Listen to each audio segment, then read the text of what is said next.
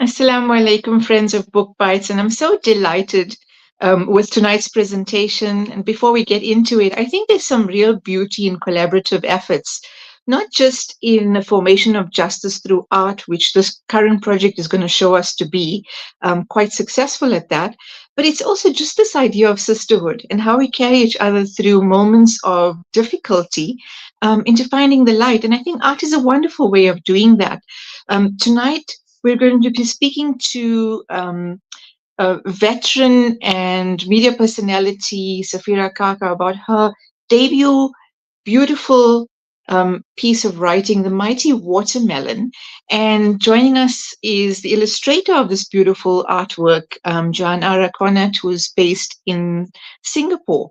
And of course, Safeera is coming to us live from Johannesburg. So it'd be really wonderful to get into the mind of these two women who have come together and put a beautiful piece of children's literature together. But I don't think it's really a piece of artwork that is relegated just to a specific age group. It's incredibly beautiful. We'll show some images as we go through. For now, let's welcome both Safeera and Janara onto the show, and let's hear from them the impetus for The Mighty Watermelon. Assalamu alaikum, Safeera and Janara. Welcome to Book Bites. Walaikum Walaikum assalam. salam. Thank you It's for lovely having to us. be with you. So, like straight off the cuff, this was beautiful. It wasn't that it's a book that you can quickly get through because it's obviously written for a wide age group. Like I said, age 3 to 93 for that matter. I found the impetus for such a beautiful piece of work might be, this the seeking of justice, this making understanding for anyone who reads it. Talk to us, Safira, just to start off. Where did this begin for you? How did the collaboration come about? Talk to us about your Mighty Watermelon. Assalamu alaikum once again to you, Shefanaz, and your entire listenership. It's such a wonderful moment to be on air with you. I've always been a fan of yours as an author. I've read some of your books, and just to be with you on air is such a surreal moment. Alhamdulillah. Yeah, the idea came to me. I was watching my little niece playing, and I wanted to write a story for her. And one of the first little images that came about in my mind was of this little tiny watermelon talking to the olive trees and talking to them about Palestine and why the land is so sacred. And I wrote the story, Alhamdulillah, and I was looking for an illustrator because I really needed somebody to illustrate this and bring the story to life. And Fatima, Sidat, who follows me on Instagram, suggested Jihan, and the two of us just worked together on this effort. And I'm so emotional seeing Jihan as being a part of this conversation because really and truly, this book would not have been possible without her input, without her help, without her dedication, without her most beautiful illustrations, and without her creative input into this book. So it was this collective effort between the two of us, and we had Harleen come on board as well as an editor. And it's a surreal moment to be sitting in front of you, not only as a radio presenter, but to sit in front of you as an author of this beautiful book that has just surpassed all expectations in terms of the reception, that how it's been received around the country and by so many people, even worldwide. It's just been such a surreal and such an amazing moment. Alhamdulillah. Honestly, Shefanaz, this would not have been possible without the input of Jihan. I'm so happy that we got to do this. There were moments where I feel like, this wasn't going to happen. And Alhamdulillah, we managed to put it together. And it's surreal. It's a beautiful moment. It's such a lovely moment, Alhamdulillah. So, let's bring Jahan in. Like, what did it feel like, to be approached, to have this project in mind? Give us a little bit about your background as an illustrator and the kind of symbolism that you brought to the Mighty Watermelon. I was first very, very grateful to be brought onto a project like this because, I mean, as Safira has said, we're very passionate about Palestine, and over the years, like we've always had this on our mind and on our heart, and we feel like we can do as much as we can, but having an opportunity to, like you said, bring art into a space like this, be able to do something that feels useful and feels impactful, and especially for children and parents who are wondering about how do they, this is a generational issue, and like we want our children to be able to carry and bear that flag for us as well. So being able to bring that to them is just such an incredible thing. And so I was very grateful for Safeera, and she's being very humble in this because she has guided and directed it perfectly. And I think that is the main thing, is that we made a really good team in this project. And so I'm very proud of what we put together. Well, you have every reason to feel proud of this collaboration. And I think there's something amazing about having a vision and it coming to life in the way that it has. But also, I spoke about collaboration before. I don't believe in coincidence. I think the right intentions always guide the right energies. And you see this coming through in this beautiful book that you've put together. Speak to us about some of the symbolisms, like the concept of the watermelon. As much as this is an educational project, it's also right now so seminal when we see genocide being played out in front of us, and the experienced denialism we see in some spaces, right? Mm-hmm. So all the more reason, not just for this as an education, but as a form of activism. Speak to us about the symbolism of the watermelon, Safeera, and then I want to hear from Jahan also about the individual, that the trees and that sort of thing. But the concept of the watermelon from a political standpoint. To me, the watermelon, Chef and as I'm going a little bit off track, but I've been doing a road show, and I've been going to schools and reading the book to kids because I believe in promoting literacy within children. And children ask you the most interesting questions. They'll come to the when I'm reading, they'll ask me, so why is it a she? Why is it not a he? Why is she a tiny watermelon? Why is she a watermelon? So I'm going to answer your question in the same way I answer to the kids, because to me, it was important she was female, because I just believe in the power of womanhood, of sisterhood. I grew up in a home with very empowered women, alhamdulillah. I use my platforms constantly for empowerment. So it just made sense that the watermelon was a she, not a he. And secondly, you asked about the symbolism. That it's deeply symbolic. For me, it represents the concept of Samud, the tiny watermelon, and then her becoming the mighty watermelon. It really, for me, is the representation of resilience and the Samud we see within the Palestinian people, and the Samud we've seen coming out of Gaza as we've watched this genocide unfold on our phones day in and day out. So that's the symbolism that I wanted to portray through the book, and also portray a sense of vulnerability. There's a moment where she is scared, where she is overwhelmed, where she is terrified of the blue bulldozer. And then she goes into prayer, and she recites Hasbunallah wa ni'mal wakil. That's what the elder olive trees tell her to do. And she then it results in her gaining her inner strength.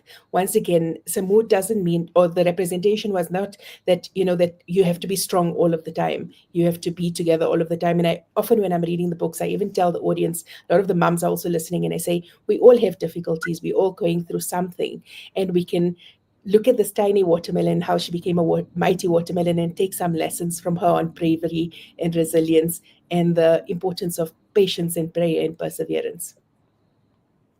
And it comes through that there's this feeling of helplessness. We've felt it, but definitely for the Palestinian people on the ground, there's this incredible sense that, what we're to from here.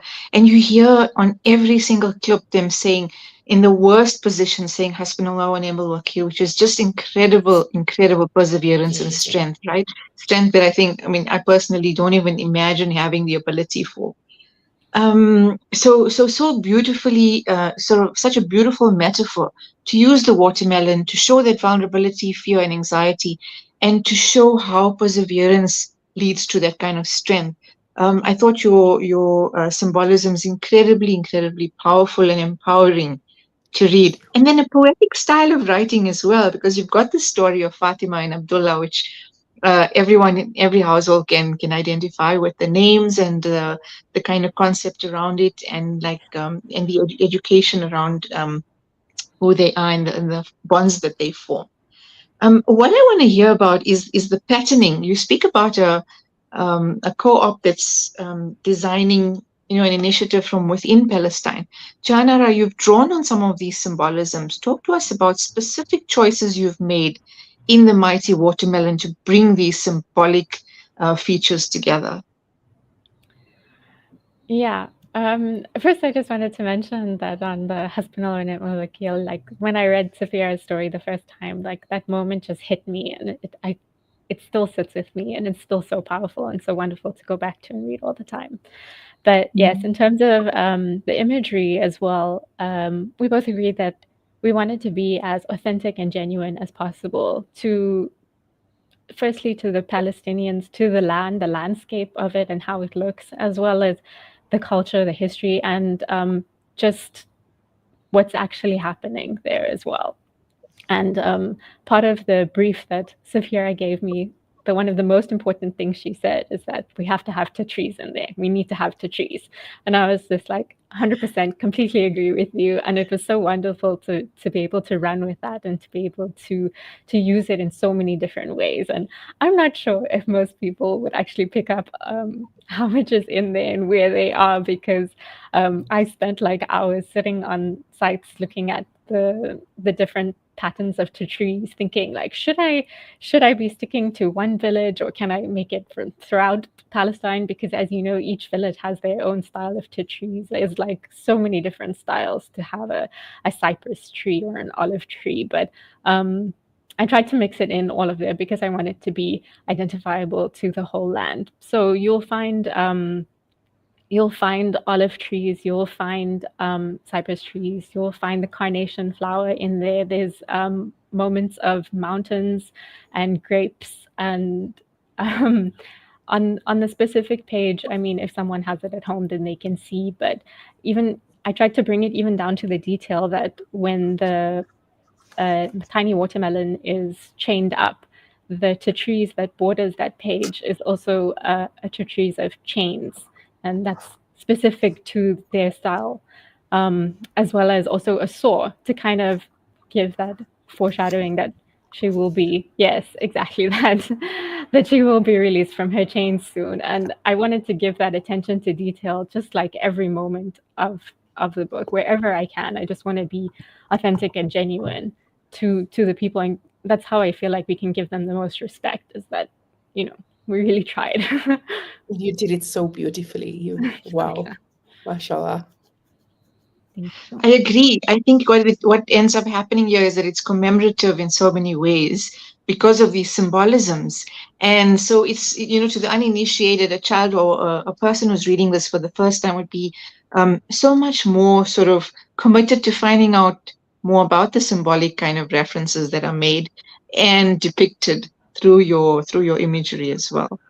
Talk to us about the poetry of the writing. I mean, it's not necessarily like rhyme. I'm not suggesting that, but you took time to really put together a story that is accessible to younger readers, but also very engaging and drawing to older readers. Speak to us about your writing process, Safira, and how you went about it. I get this question quite often, and I do write. I am a writer, but I'm more of a talker. So I have this little notes app, and it's filled with little stories. And I've never had the courage to publish anything. And this is a story, it always has to play out in my mind. So I see the story unfolding, and then I write the story. So the writing process, the initial process, didn't take long at all. It was probably an hour, and I got the whole story out, and then I fleshed it out. And then when I presented it to Jihan, again, the collaboration came because I think I'm very new to this. I'm not a writer. I've never published anything. This is a self-published initiative. And you kind of think, okay, this is the story. I've got feedback. It's a pretty decent story. But we had to tweak a lot of the parts of the story. And that's when we made the decision to bring in an editor as well, which was quite great because, we had the opportunity to refine certain angles in certain parts of the story. And the very last edit was I allowed a friend to read, and she actually mentioned bring in names for the kids. So it was just going back and forth and refining it. But Alhamdulillah, the story itself didn't take me a long time. The process didn't take a long time. And I think because of that way that I visualize an entire story in my mind, it comes from lots of reading and lots of books and a very, very vivid imagination as a child. I think most children have one imaginary friend. I think I had three. So it's this very vivid imagination that just played out now in developing the story. Well, I'm very glad you're reconnecting with that imagination and whatever imaginary friends or fiction lives, because I hope that there'll be many, many books, from this point onwards. And I think such a beautiful start to the journey. So this should be encouraging for you. If there was ever any self-doubt, it's got to be gone now, so that we can see more from you and from your pen. Um, Inshallah. what do you anticipate for the Mighty Watermelon? How have I know it's recently launched, so how have the launches been and what has the response been? So I didn't expect a great, like a big response. I just thought, okay, I'm going to launch the book. And initially, I said, I'm writing the book for children. I'm not going to sit back and just sell the book. I want to go to children and I want to go to schools and I want to read to them, because when do children ever get to meet an author? And I think one of the intentions also behind the book was that the we have to create our own genres, our own artists, our own authors, our own everything. Because I mean, writers that I really loved and I would read as a child turned out to be pro genocide. So it was very intentional to go to schools and just read the book to kids. And I was blown away, Shefanaz. I have to tell you, my kryptonite on air is that I am very terrified of interviewing children. I can interview anybody without nerves. When I interview children, I get scared because I feel like children are so unpredictable. They can say anything. So the first few schools I went to, I was very, very nervous to talk to children. And I said, a lot of people advised me and they said maybe speak more in a childlike tone, or maybe go down to a child's level. And I said, no, I'm going to be myself and I'm going to talk to the children. I'm going to read the book to the children in a way I hoped or I wished an author would read a book to me. So I sit down, I say, guys, listen, this is the story. I show them the pictures and I read the story to them, and the responses from the children have been so amazing. Alhamdulillah, they pick up on the symbolism, they pick up on the imagery, they come closer to the book, and I ask them about the little patterns, and I say, Auntie Jihan wrote this, and she drew this, and she drew the rooster. They love the rooster, they love the cat. They give the cat a name. At some of the schools, they say the cat must continue in the next story. And it's just been so wonderful. It's been tiring and exhausting because I am juggling my podcast, I'm juggling my show, and I'm juggling the school tour. I don't charge any schools anything. I just pack my stuff and I go to the school, and it's been really hectic, but so rewarding to read to children, to get them excited about books and reading. It's been amazing, alhamdulillah, really and truly. I've been loving every second of it. I've love talking to them. I've loved showing them the book and just reading to them. And they scare me when they say, Auntie Safeera, we want another book. And I'm like, okay, guys, just hold on. Inshallah, we'll have to, Auntie Jihan and myself will need to we'll need to get into that space. But it's really been amazing. The response has been mind blowing. Self-publishing a book, I have to be honest with you, has been very tough behind the scenes. Finances are a big issue. Everything we pay out of pocket. We're doing it out of pocket. It's been tough getting into bookshops. It's been tough pricing the book properly, considering all the expenses that accumulated over the last few months. But we're learning, we're growing. Lots of late nights, lots and lots of dua. This book is also, I have to say, I made a lot of dua on Hajj for this, and I feel like this book is one of my accepted duas, alhamdulillah. And yeah, it's just been an amazing journey. And I just want to thank everybody for the reception and allowing me to read the book to your schools and your kids, and just sending me little drawings. And it's just been really amazing, alhamdulillah. I think it's so fantastic that your readers are already taking a kind of ownership of the story, wanting to tell you how to go with it, or where to go with it, or where to take the images. I don't think there's a greater compliment than that, It's really being able to absorb and take on the story. And when you say that this is one of your accepted duas of Hajj, and Alhamdulillah, I hope the barakah of this story extends into both of your lives, and really is a form of activism that can educate and empower many who are feeling helpless by watching the current genocide as it is live, and being able to transcend and take that education further. Because I know of a young a niece of mine who experienced a situation where she spoke about Palestine with friends in a secular school, and someone said to her she was making it up, and she came home so sort of distraught because she didn't have the answers, even though she knew that this was wrong, And I think that's why I say that this is so empowering for our children to be able to read it and to have responses beyond the feeling of helplessness. And like Safeera said earlier, Jahan, that she spoke about children wanting to name the characters and which characters to take them onwards. I mean, that must feel amazing for you as well. And from this collaboration, there's the visual aspect that gets carried along. And speak to us about, I mean, how does it feel as an artist? And have you had this experience before in other works? I mean, this is definitely a compliment. Yeah, I had a friend who I sent an early copy of the book before we actually printed it, just to get like a sense of how her child felt about it, because we obviously needed to do a little bit of that audience testing to see, like, do they understand like what these images like represent, and how do they feel about it? Is there something that's too scary or not scary enough?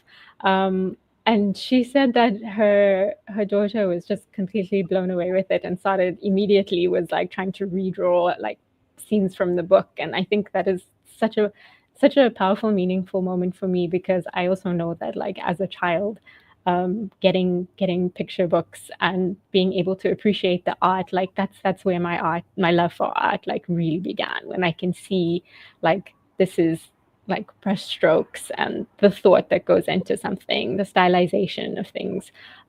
So that has been amazing to see for me. But what I wanted to mention, when you're talking about the justice and everything, is that I was looking through previous picture books that also have representations of Palestine, and um, a lot of them are very, very real about what's happening right now. And maybe the focus is sometimes on the refugee aspect or the holding on to the identity aspect. And what Safeera and I wanted to do was create a lot of beauty around Palestine, but also a lot of hope.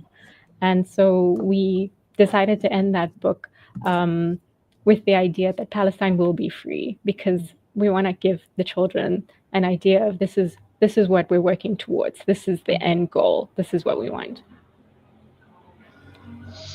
I think it's also so indicative of a Quranic verse that says, "Do not despair of the mercy of Allah." And so, such a huge test of perseverance, but also this feeling that ultimately to trust in Almighty's plan. And I think that was so wonderfully articulated. I mean, I don't want to give away of the story, but I want to like just hold up.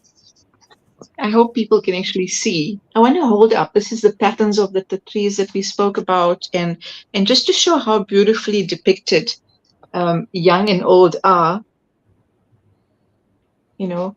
And so it's the story that comes through, but also the image of displacement, talking about the Nakba and talking about the image of displacement and occupation.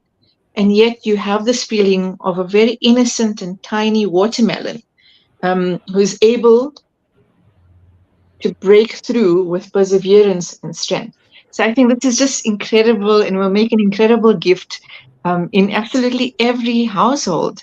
And I know that I'm looking forward to seeing responses and to seeing how people actually partake in the ongoing nature of the mighty watermelon. And I definitely see the hopefulness, the thematic considerations that come through around hope and strength and making it through this time of darkness. And I know my camera hasn't been focused properly, but I wore a T-shirt with the watermelon. So Oh, I'll just that's quickly show amazing. you.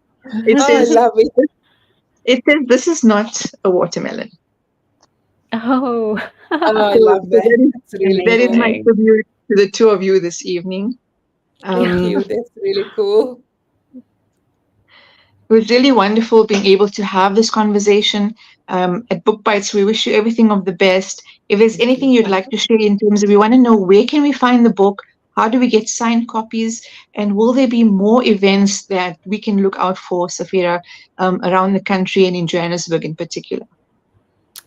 So, inshallah, if you would like me to come to your school, just drop me an email. I'm already busy with the roster for next year because schools are winding down at around the 6th of December. For now, the book is still available on my website, safeera.co.za, inshallah. And yeah, I'd love to come to your schools. I'd love to go to a school and read the book to the kids and sign copies for them.